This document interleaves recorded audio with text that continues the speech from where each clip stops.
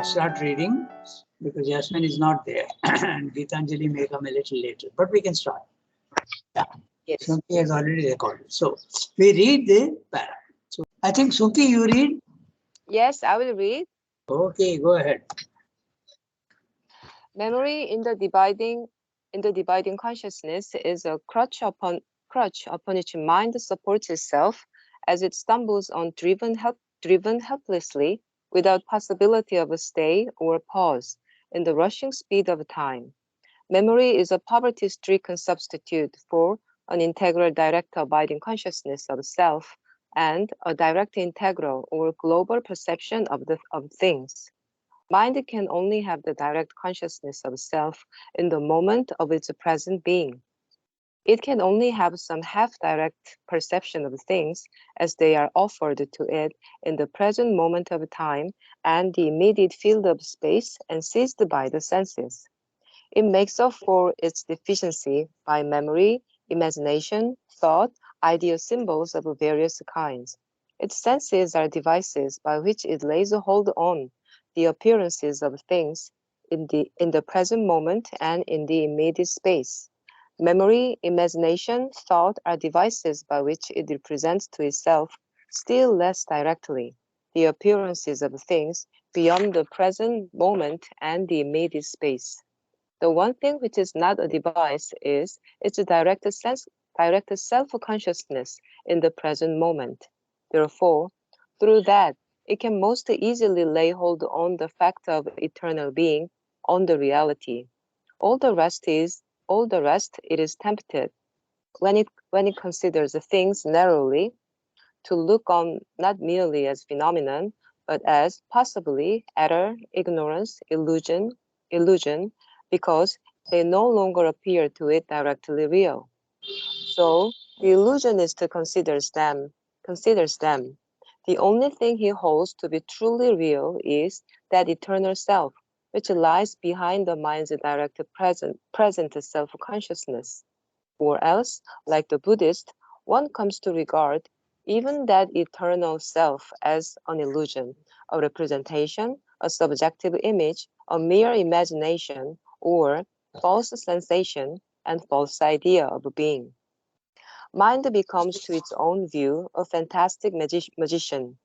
Its works and itself at once strangely existent and non-existent, a persistent reality and yet a fleeting error which it accounts for or does not account for, but in any case is determined to slay and get done with both itself and its works, so that it may rest, may cease in the timeless repose of the eternal from the vain representation of appearances. Okay. So he's discussing memory, and memory can be of two types. Okay. Memory, when we are in the ignorant level 1, that is one way of looking at things. Okay. Memory at our normal condition. Then memory when you are in the spiritual planes of consciousness at level 2, that is a different quality altogether it becomes. And at level 3, memory of past, present, your own origin, from where you have come, everything becomes a memory. It's not a memory anymore, it becomes full knowledge of everything. Okay, so this is what he is discussing. So, memory, I'm reading each sentence. Memory in the dividing consciousness. So which is the dividing consciousness? It starts from the overmind. Okay, but is at our level, it becomes even more limited, because even in the dividing consciousness, it can become much wider and much more. It can look into the past, it can look into the future even. So memory in the dividing consciousness, I think he is discussing at our level 1, when we are in ignorance and we are seeing the many. In the dividing consciousness is a crutch. It's not it's only a help to you. A crutch is something that helps you to walk. Okay? It's not something fundamental. The crutch is not legs. Legs at least is slightly more powerful. You can move about on your own. But a crutch is that which allows you to move very slowly and haltingly. Okay, so that is memory at our level. It's not a very powerful tool upon which mind supports itself as it stumbles on, driven helplessly without possibility of stay or pause in the rushing speed of time. The image is very clear. When you are having a crutch, okay, you are stumbling and you are driven helplessly. Sometimes you even fall. You support yourself. The mind supports itself with memory. Otherwise, if the memory is not there, it stumbles on absolutely without any help. You are driven. That's exactly what I have an interesting case in at home. He is absolutely no memory at all. Present memory is not there, and he is driven helplessly. He eats his breakfast, and then after 10 minutes, I ask him to come and have his breakfast. Again, he comes. Okay, he doesn't say that he has eaten already. He is driven helplessly without any memory. So memory is, it supports itself. Yeah, tell me. Okay. So as it stumbles on, helplessly driven. So look at the words: crutch, support, stumbles, and driven. This is the image that he is using. This is the quality of memory. It's only a help, and it's not much of a help either. Anyway, you can move with memory without possibility of stay or pause. Because pause means you can stop and consider, okay, but you are driven, okay, you are just flowing with the time. In the rushing speed of time, you are just pushed along like a something in a dry leaf in a river. The dry leaf has no power to stop, okay, and it doesn't stop, it's just driven. That's exactly what happens when the memory goes away. Rushing speed of time. Memory is a poverty-stricken substitute for the integral, direct, abiding consciousness. Note the word abiding consciousness, that which is permanent, and that's why he's using the word stay or pause. You can see the word abiding, you are living in something. So when your memory is that which is not at our level, it does not allow you to abide in a consciousness in the present. You are driven in time, stay or pause. He is repeating the word abiding, consciousness of self, and a direct, integral, or global perception of things. Level 2, you are in a direct, integral knowledge you have, or a global perception of things. Direct, integral, a global perception is the cosmic consciousness. So none of them is possible. Memory is just helping you to a certain extent. If memory is not there, you are completely driven, as I said, like a dry leaf in the river. Just flow along. There is no will of your own. But memory gives you some sort of help, okay? And you can also, but it's not the real thing. Memory helps you to know the past to a certain extent, not fully. But this memory, when it goes to the higher second level of consciousness, the spiritual consciousness, you start seeing globally, or you see also directly things. When he says direct integral means you are not using your senses. You are without senses, you are looking at things, which is a far more powerful source of knowledge. And global perception, you are seeing everything, oneness of things. So mind can only have the direct consciousness of self in the moment of its present being. Okay? Mind can only have the direct consciousness of self in the moment of its present being. It can only have some half-direct perception of things as they are offered to it in the present moment of time and the immediate field of space, and seized by the senses. So when you are at level 1, you are using your senses, and memory is something that only half-direct perception of things. Okay, you are seeing, using the senses, and it is only half knowledge that you're getting because you are seeing only the appearances. Okay, so, and the immediate field of space seized by the senses. Immediate field of space, because what is around you only you can understand. But note why he's saying immediate field of space, because I cannot know anything beyond my senses. I cannot know what's going on in, say, another country or even another room. I cannot know. But you can know what is going on elsewhere if you are in the second level of consciousness, and third level, total consciousness of everything. Okay, that's why you say immediate field of space. In space, when you are normally around your environment, wherever you are, that much you can know, nothing more than that. Even the second room, the room by the side also, you don't know what's happening there. Okay? That's why immediate field of space and presence. It makes up for this deficiency by memory. Memory helps you. Imagination. What are the instruments of mind which help you to make up this deficiency? Memory is one, because you can know the past to a certain extent. Okay. Imagination is also a very powerful tool. You can imagine what's happening elsewhere. So that's also partly true and partly not very correct. But anyway, thought, idea symbols. Idea symbols is something that the animal cannot have, but you have the possibility of understanding things by symbols of various kinds. Its senses are devices by which it lays hold on the appearances of things only. Okay? The senses are seeing only the appearances of things. The subtle senses see beyond the appearance of things, but you with your senses, gross senses, are seeing only the appearance of things. In the present moment, that also, and in the immediate space, is repeating the immediate space. Only that which is immediately available to you, you understand. That also not fully. Memory, imagination, thought are devices by which it represents to itself, still less directly, the appearances of things beyond the present moment and immediate space. So, imagination is slightly more powerful than memory, because it allows you to see things which is not in your immediate moment or immediate space.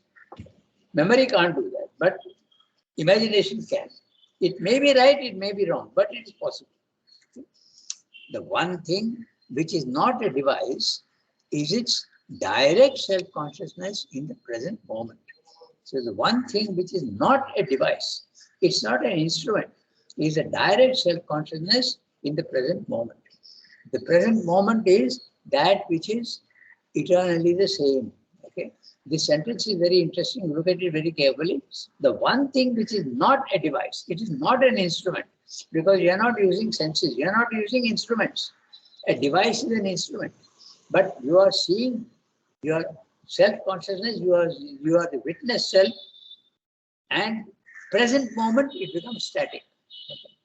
So, in fact, there is that Eckhart Tolle, who has written a book called The Power of Now. Okay. The present moment, that becomes static, because you are outside time and space. So this is what he's meaning. This is when you are in the second level of consciousness, where the consciousness is the self or a Brahman, then you are outside time and space, and you are not using gross senses. You are using subtle senses, and you are having direct knowledge. Okay? That is without devices, without instruments. Directly you can perceive things. In fact, this direct perception, let me explain. Okay. When at our normal condition, I am using my senses, my eyesight and my hearing to understand somebody else. But when I am in the higher consciousness, I can see beyond what the eyes and ears can see and hear. I can see your thoughts. I can see. So I'm not using my eyes.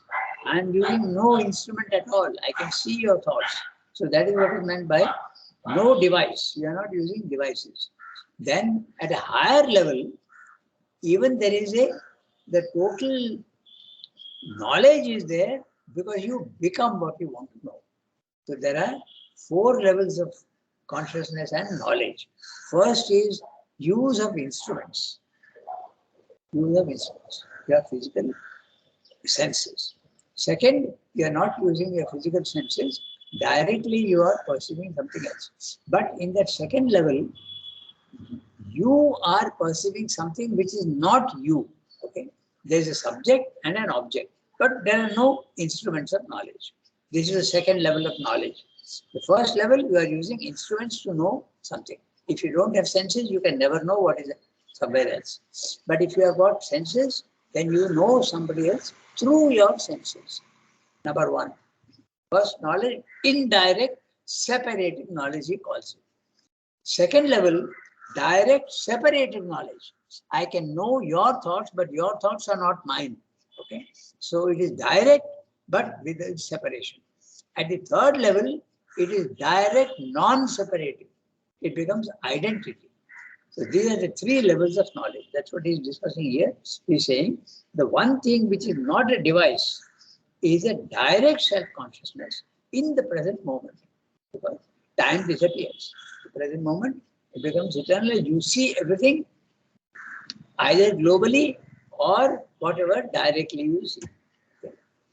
Therefore, through that, it can most easily lay hold on the fact of eternal being on the reality.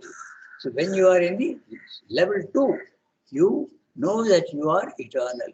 You know that your soul is eternal.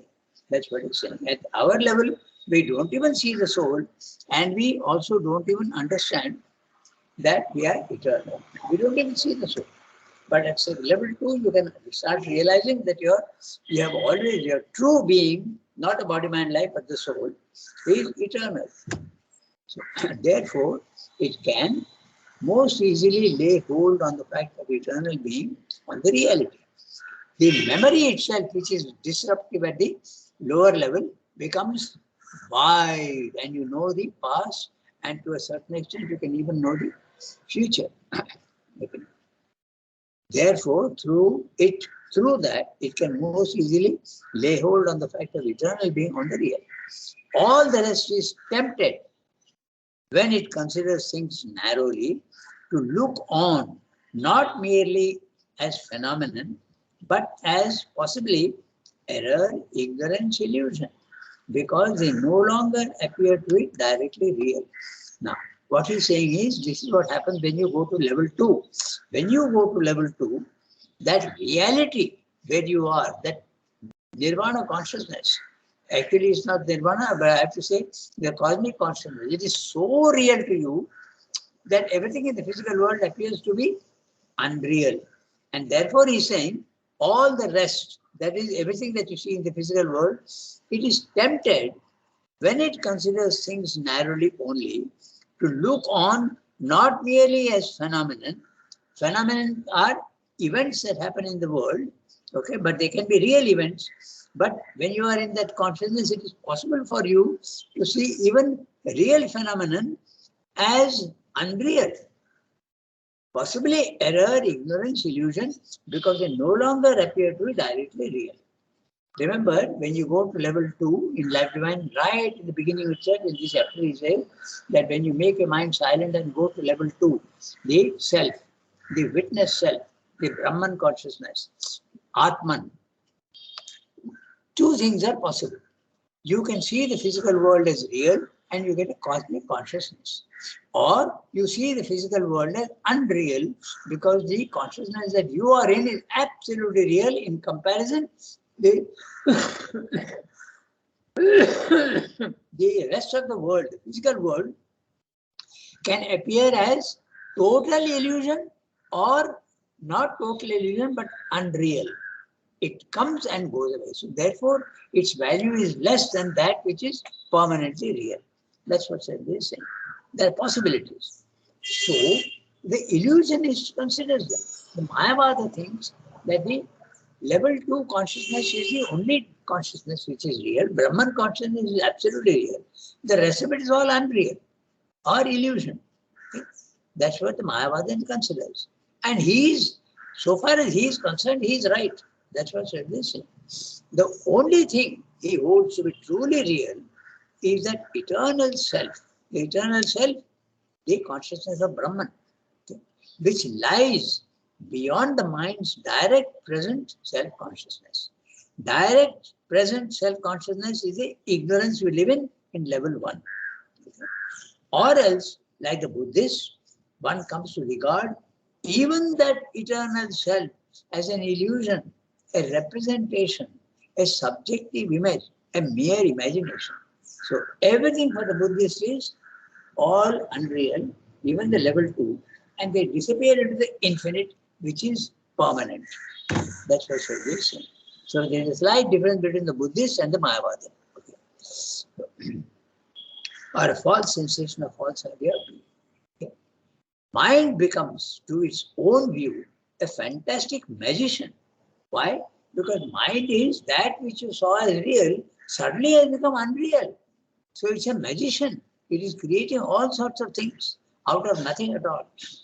Its works and itself at once strangely existent and non-existent, a persistent reality and yet a fleeting error which it accounts for or does not account for, but in any case is determined to slay and get done with both itself and its works so that it may rest, may cease in the timeless repose of the eternal from the vain representation of appearances. The sentence is fantastic and we understand what it's saying. So, from the ignorance level 1 of the ignorance, when you are seeing the many and thinking it is absolutely real, you graduate to level 2, okay, where you see the physical world as either total illusion or as unreal images. They are images only, like a photograph. A photograph is certainly not a reality, it's only a representation. So you see the whole world as only photographic representations. So it is, the photo is real, but it is not the reality itself. Okay? The symbol is representing the reality, but it's not the reality itself. So that's why it becomes a fantastic magician. How the hell is that those things which I saw as absolutely real is now appearing to be not real?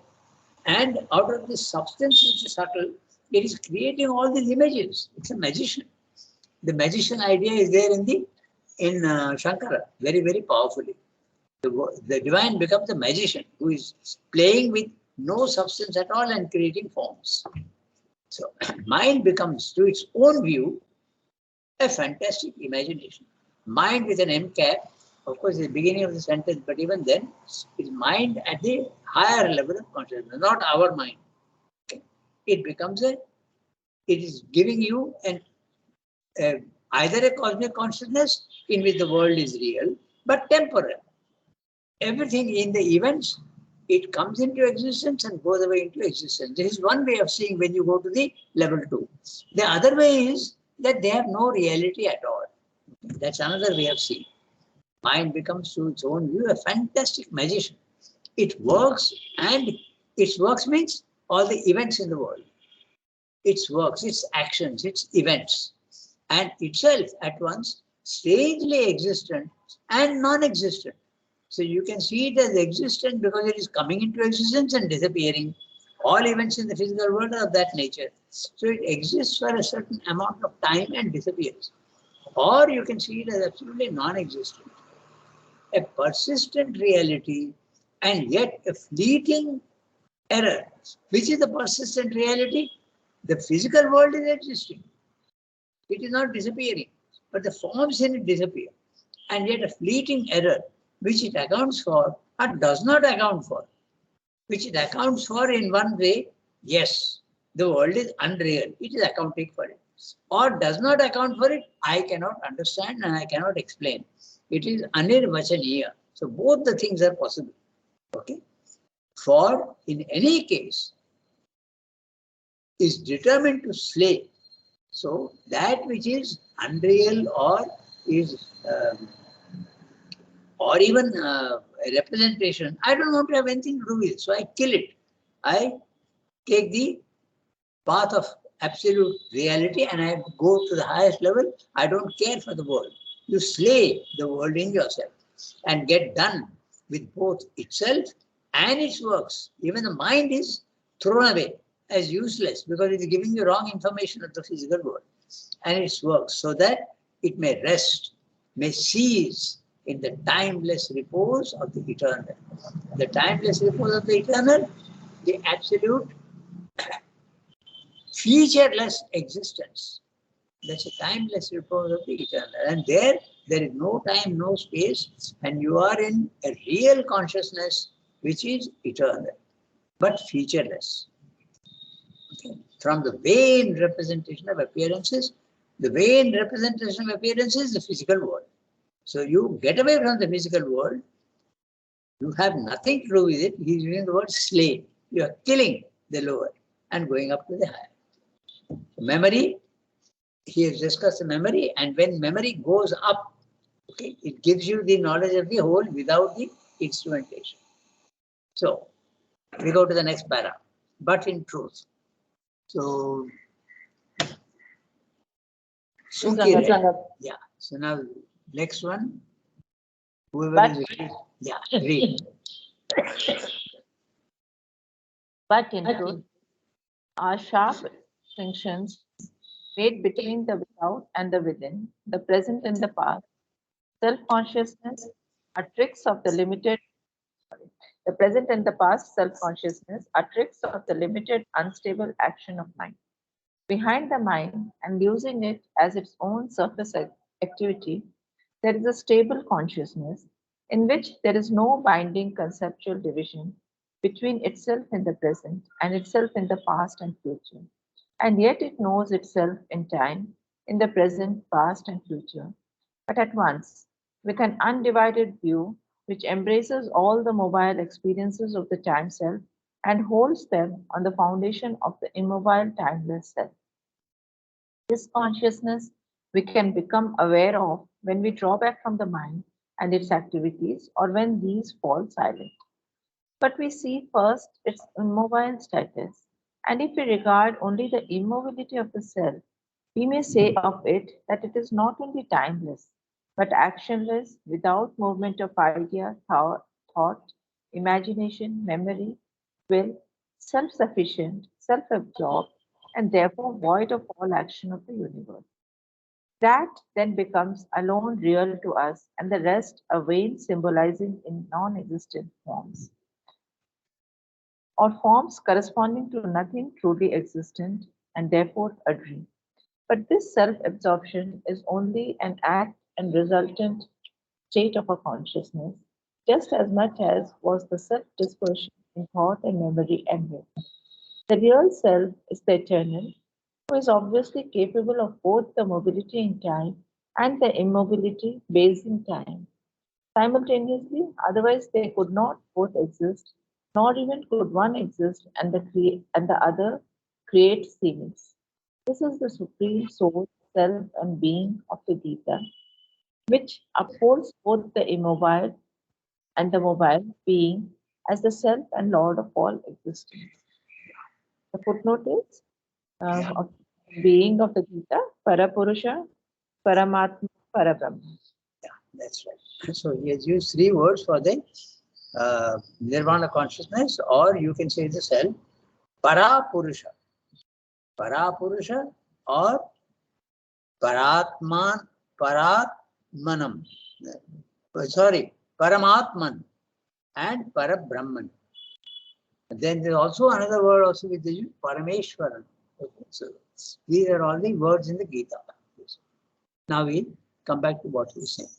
It's something so funny, this experience of the self, that sometimes it boggles the mind. Okay, so, but in truth, our sharp distinctions made between the without and the within, okay, the present and the past self-consciousness are tricks of the limited, unstable action of mind. So he is examining consciousness because he is examining the consciousness to see why is it that sometimes you see reality and why is it that sometimes you see unreality. So let us examine what the nature of consciousness is. So he is examining one by one the nature of consciousness. First of all is the memory, secondly is the imagination, and these are the two things mainly, but there is also other things also are there. Identification also is capable. So all these things one by one is examining. So, but in truth, our sharp distinctions made between the without and the within. Without is the physical world, and the within is the reality which is hiding behind the physical forms of the universe. The present and the past self-consciousness are tricks of the limited, unstable action of mind. So mind is not stable. It can take many, many states of consciousness. It can see the physical world as real, and if it goes slightly above, it sees the reality behind the forms, and it can use instruments, and it need not use instruments, and it itself becomes the eternal memory. All these things are possible by the mind. Behind the mind, and using it as its own surface activity, there is a stable consciousness in which there is no binding conceptual division between itself in the present and itself in the past and future. At present, the past and future are not real to us. So that is the, but there is a consciousness where you can go behind the mind. And when you go behind the mind, that means level 2. Using it as its own surface activity, okay, there is a stable consciousness, a consciousness which is permanent, not fleeting, in which there is no binding conceptual division between itself in the present and itself in the past and future. What does this sentence mean? You realize that you have always been in the past. That's what he's saying. You realize the immortality of the soul. Okay? The memory goes not only from the present time and space, but even into past time and even to the future time. It goes. Memory can go to that extent. And yet it knows itself in time, in the present, past and future. So this is what is possible when you go behind time. You go into yourself. That's what he's saying. And yet it knows itself in time. Okay? You can see that you have descended into the physical world, in the present and also the past and the future. But at once, with an undivided view which embraces all the mobile experiences of the time self, and holds them on the foundation of an immobile, timeless self. It's possible to see past, present, and future like a canvas, like a picture. It's possible to see that. That's what he's saying. It's possible to see that. One of the possibilities of the mind. But at once, that means simultaneously, with an undivided view. There is no division between time past and time present. Okay? So that is what he's saying. Behind the mind and using it as a surface activity, there is a stable consciousness in which there is no binding conceptual division between itself in the present and itself in the past and future. Yet it knows itself in time. It's not, you are not eliminating like the Buddhist, okay? It sees what you are in the physical world, in the present, past and future. But at once, with an undivided view, which embraces all the mobile experience of the time self and holds them on the foundation of an immobile, timeless self. So when you are in immobile, timeless self, you are in the level 2 and you are seeing everything past, present and future. This consciousness we can become aware of when we draw back from the mind and its activities, or when these fall silent. So there are two possibilities. One, you draw back from the mind and watch all these things, or the physical world appears to be only images, they fall silent. You are not experiencing these things at all, You are in a consciousness which is absolutely silent. But we see first its immobile status. The immobile status is the witness self, the Brahman consciousness. And if we regard only the immobility of the self, we may say of it that it is not only timeless but actionless, without movement of idea, thought, imagination, memory, will, self-sufficient, self-absorbed, and therefore void of all action in the universe. You can withdraw into your inner consciousness, which becomes absolutely static. And you are not neither thinking, nor emoting, nor acting in the physical world. All the action and all the thoughts are occurring in the body, mind, life, which is not you. You are just watching from above. It seems to be somebody else doing all these things. That's what he's saying. So, without movement, or movement is not there in mind, nor in heart, nor even in the body. You are completely outside and you are watching all these things. There is no memory, nothing at all. You are absolutely static condition. And therefore void of all action in the universe. That then becomes alone real to us, and the rest a vain symbolizing in non-existent forms. When we are thinking of symbols, they are not real, they are only representations. So that's what the world becomes to you. That then becomes alone real to us. That is the consciousness of the timeless and spaceless Brahman consciousness. Becomes alone real to us, and the rest a vain symbolizing in non-existent forms, or forms corresponding to nothing truly existent. So, two ways of seeing. The Buddhist is seeing absolutely total unreality, and the Mayavadi is seeing forms which are only symbols. They are not unreal, but they are seeing symbols, and therefore a dream. Because the dream is like that, fleeting symbols you see, and when you wake up, you feel that they are unreal. So when you wake up, you are in the Brahman consciousness, and you see the physical world, all your past experiences as though they were dreams only. Rangadha, Yeah. that is why when Mandukya Upanishad talks about Om, Yeah. so the Akara is the Vaishvanara, the waking state. Yes. And the universal, this experience is the subliminal, the Ukara, which is considered as the dream state. Okay. So, the Tejasa. That's right. They use these words. They use the Jagrat, Swapna, and Sushupti. They use, Yes, deep sleep. So that's maybe right. the second, the subliminal. So what Sri Aurobindo also says, the subliminal self is the universal. Yes. So it That's could right. be related maybe. That's right. The subliminal is the intraconscient, which is the inner being, and that is when you enter there, you are in a. They call it the dream state because the physical world becomes like a unreal thing, and it is subtle. That's why when you are dreaming, you are in the subtle world.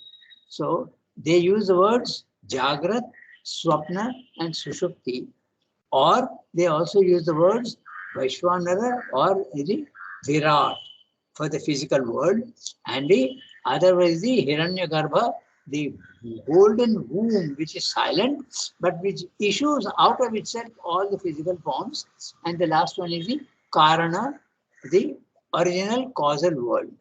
So that's a division that they make. So that's what Srindra is discussing here.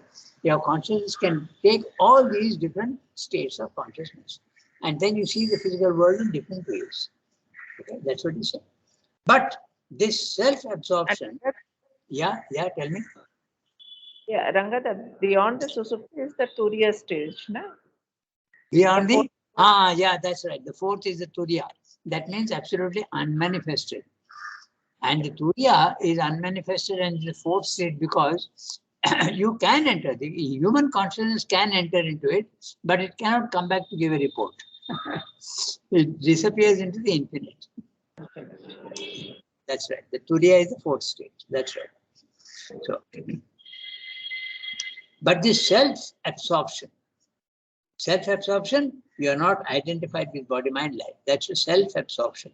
Is only an act and resultant state of our consciousness, just as much as was the self-dispersion in thought and memory and will.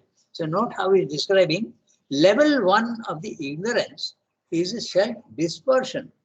Your consciousness is going outwards, thinking and memory and will, and you are involved in the physical world. That's the self-dispersion. But when you are concentrated, you are in the self-absorption. The self-absorption is the dream self or the subtle world, and the self-dispersion is the level 1 in the physical world, okay, in thought and memory and will.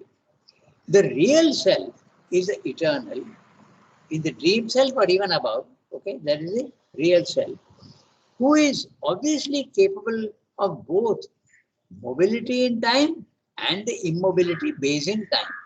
Okay.